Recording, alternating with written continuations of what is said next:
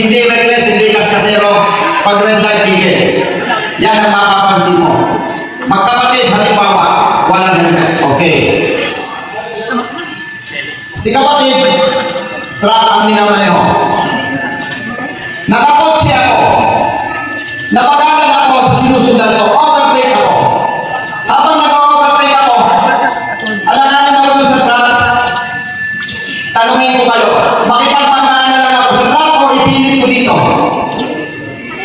Makipagpagdaan ako sa truck o isisingit kong pilit? Pag isiningit ko, nasabihan kayo walang helmet, babasag hindi. Next question, ano na mas matigas, ulo o semento? Oh. Matigas na ang ulo, may katwiran ka. Ano gusto kong sabihin? Ladies and gentlemen, God is good. Doon sa kanihimbe, taga-dalawa pa sa seminar ngayon. Paano kapatid? Magbago ka na. Every time nasasakay sa motorsiklo, malayo o malapit, mag-helmet sa ulo. Maraming dahilan na pwedeng babagsak ka. Tumatakbo ka, walang helmet. May nasagasan ka ba ng mangga? Babagsak? Tumatakbo ka, may bata tumawid. Napanggaling mo ito siguro, babagsak hindi. Ladies and gentlemen, matigas ang sila. Kamu ito siguro, ang bilis. May nakatatricycle. Bitawan mo manibela tayo. Pagkatakbo lang mo bilis, gets nyo? O, sino gusto magtayo ng batang? Alam nyo, may pamangkin ako. Ang bilis na takbo, pasingit-singit, delikado yun. Alam nyo yan? Eh bakit inuulit ko? Nakakalimot kayo. Bakit pinapalala ko? Ngayon maalala nyo na, mamaya, hiling natin sa Diyos, selyuhan sa isip at sa puso mo. Yung hindi natin kaya, ipagtiwala natin sa Diyos. Pasingit-singit, ang bilis, delikado. Tama? Ano yung pasingit na hindi delikado?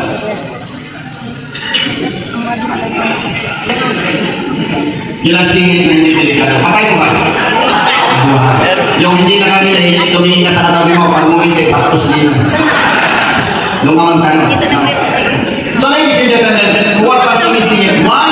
Ang bilis ng tapo mo, sumingit ka, konting problema, patay ka. Tama? Magpalabo ng tama lamang, mahina ko.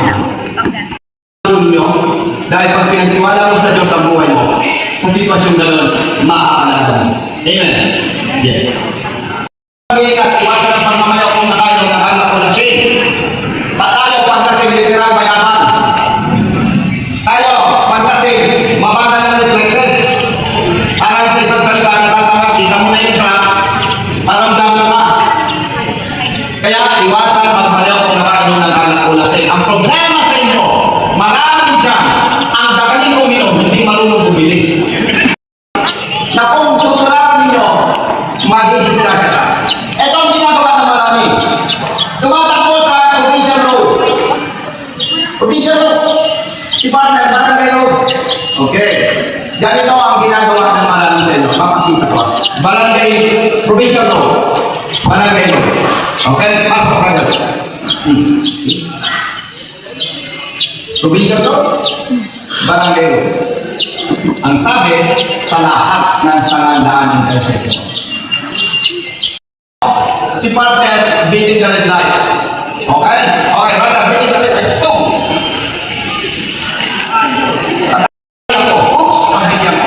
Okay, ito, bitin ka red light sa pinagbigyan ko. Oh. Buhay. Eh, may inulo ko.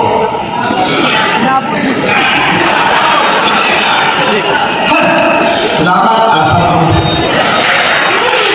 Kapag bumagal at sinusugal sa sakyan, brother, please. Brother,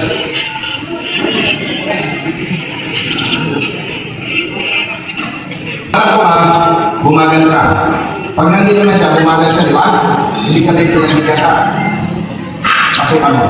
Yan, ganyan lang ang speed para makita nila yung problema. Makinig mabuti doon sa gustong mabuhay ng matagal. Sa handa ng mamatay, huwag mo ito pansinin. May sinusundan ako. Bumagal siya. Ito ang maling ginagawa ng marami.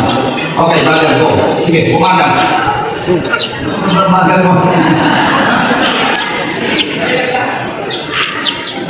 May sinusundan ako, bumagal. Okay?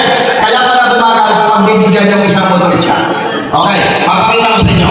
Okay, brother, go. Bumagal. See? Bumagal ang sinusundan ko. Kaya pala bumagal, pagbibigyan. Ako naman, walang disiplina. Then ang bagal mo. Overtake. Oh! Patay. Nakakotse ako kung ano man sa sakada. Ito ang gagawin ko. Okay, brother, atras. Nakita ko, may atras. Titigil ako. Okay, go. Yun. Gets nyo? Huwag kayong makita pag-unahan sa umatas. Give me pa. Kaya naman, i-delete ko yung tao. Nakakahiya ang pinagkalawan. Sabi ko, atras, hindi mo ba? Nandito na ito.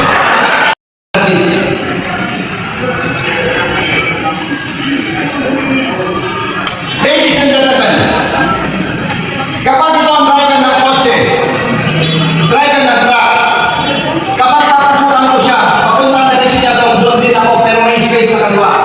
Pag pinasukan ko yan, dito ako pumesto, hindi kita ng driver ng truck kung nagbasasakay. Huwag kang pupwesto dyan. Dahil kung siya hindi ko pa kaliwa, dediretso mo, masasabitan. Ay kung motorsiklo. Ano gagawin mo? Pag pupunta ka sa same direction, hintayin mo siyang bagang mga layo. Dito ka pumasok, kita ka lang. Huwag sa blind spot. Malinaw po. Malinaw. Thank you, brother. Salamat sa kurbada. Nakakot siya. Kabisado mo yung kurbada. Ang bilis mo ang kurbada. May kasalubong ng truck. May nakitang lupa. Bahagyang luminis. Kumain sa linya mo. Kaya ang bilis mo. Patay buhay. Hindi kita kasalubong. Overtake ka. Hindi ka pwede. Pangit ang kalsada. Ano ba? Overtake ka sa kurbada. Hindi ka pwede. Malakasan mo na. Overtake ka kurbada. Hindi ka pwede. Nakamotor ka. Ang yapang mo. Tutok sa likuran ng truck. May tumawid na bata. Nag-pray na ang truck. Biker ka sa likuran. Patay buhay. Patay buhay. Pagmaramali. Tayo sa pag-overtake sa ibang mga sasakyan. O overtake ka. Of course, verify kaliwa. Clear. Malayo ang sinusundan. Go. Overtake. Kurbada, hindi kita kasalubong ba? Dapat clear. Alam mong ligtas ka. May talino tayo. Ladies and gentlemen, gamitin po na. Kaya sabi ko, sa pagitan ng buhay ng motorista at talasong, mas mahalaga ang buhay ng motorista. Now, anong gagawin mo? Bago may kapilisan ng takong mo, provincial road, biglang may tumawid na aso, isa lang pwede nyo gawin. Ang tax sa manibela. Kung hindi tamaan, sorry. Kung tamaan, sorry. Bakit kailangan tatag sa manibela? Pag nilalpes ka, nakahawak ka lang sa manibela na banda ka sa kaliwa, mag-twist, self-lang ka. Kung napagkamot naman siya, pwede mag-twist pa rin, self-lang ka. Samantala ko, ang mindset ko, tuwata ko ka, bakit may mabilis ang biglang tumawid, tatag sa manibela. Kung magkaroon ng engagement, diretso ka pa rin. Now, bakit sinasabi natin mahalaga ang tamang speed? Mahalaga ang tamang speed. Halimbawa, lupa. Nakamotorsiklo ka. Bakit kailangan regulated ang speed? Pag may lupa, nakamotor ka, hindi pwedeng biglang preno, hindi biglang iwas. Kaya mahalaga yung tamang speed. Dahil kung may lupa, bahagyang may kapilisan na mo, no choice ka dyan. Hindi ka tulad kung mabagal, pwedeng tigil, pwedeng kanan. Pero kapag bahagyang may kapilisan, nagulat ka may lupa, no choice ka dyan. Bakit? Pag bahagyang may kapilisan, nagpreno ka, sesemplan ka. Sino ang nararanas ng mga pangyayari ko? Di ba, sarap matulog? Pero ayaw mong matulog dahil alam mo, pag-isip mo kulang na. Now, nagmamalawa, kailangan ito ba? 1. Tigil. Stretching exercise. 2. Inom ng tubig. Takbo ka. Antok pa rin. Pagpalipas ka, antok. Huwag titigil sa lugar na parang walang tao. Bakit? totoong may kriminal. May mga kriminal kahit 1,000 pesos lang pumapatay. Kaya kung nakakotse ka, maganda, hanap ka ng gasolinahan. Kung may puno, doon sa ilalim ng puno, at least may mga ibang tao. Huwag kang matulog sa kotse, buhay ang aircon. Baka hindi mo mamalayan, magka-diferensya ng aircon. Masusupik ka. Kapag mo, pumapatay sa mga motorista, tama ulit. So, iwasan ang sobrang bilis. Tricycle. Sa mga kapatid na nagmamanaw ng tricycle, magadiling kanyang bahagi naman. Mga kapatid, one time, nandiyan pa si Councilor Silva. Sinusundan ng tricycle. Sinusundan ng tricycle. Nakamotorsiklo, alam pa. Biglang lumili ko yan. Ang style ng maraming tricycle driver, pagtaliko, saka sumisignan. Liko muna bago signal. Kaya, kapag sinusundan ng tricycle, alam pa. O overtake ka, kaliwa ka pa lang, magparada, kaunting busina.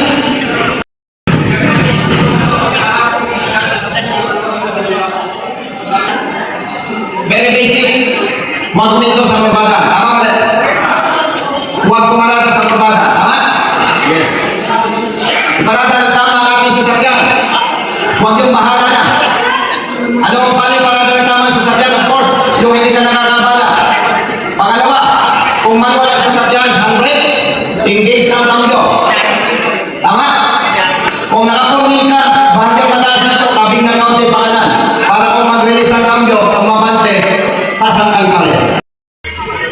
Dapat laging kompleto ang ilaw. Tricycle na tumatakbo ka. Wala kang ilaw sa likuran. Delikado hindi. Motorsiklo ka, dulag ang ilaw. Delikado hindi. Kung wala kang pambili ng ilaw, ano gagawin? Ibentahan? Yes. Gulong. Nakamotorsiklo ka, kanipis ang gulong mo, lalo ba? May graba. Delikado hindi. Nakakotsi ka, lalo ba? May matalas na heads. Delikado hindi. Egipit ka, wala kang pambili ng gulong, ano gagawin? Ibentahan sa sakyan, bumili ng apat na gulong. Side mirror. Bakit mahalaga ang side mirror? Ganito mahalaga ang side mirror. Hindi ko ako. Kung may side mirror ako, makikita ko sa side.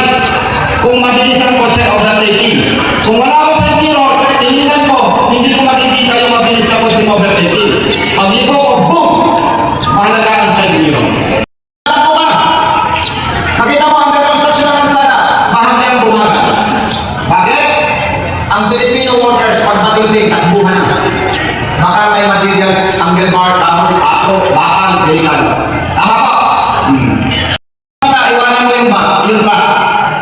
Hindi ka makapatay, may mga sasakyan sa unahan, nasa tabi mo ang truck. Mas mabuti, ibaba mo dalawang paa mo, hayaan mo siya, maiwan ka. Again, huwag kang titingin sa truck. Kung hindi ka naniniwala, mamaya, tumabi ka sa truck, tumingin ka. Huwag makipagpunan sa ibang sasakyan ng tao. Plano, maging mapagbigay sa kapwa.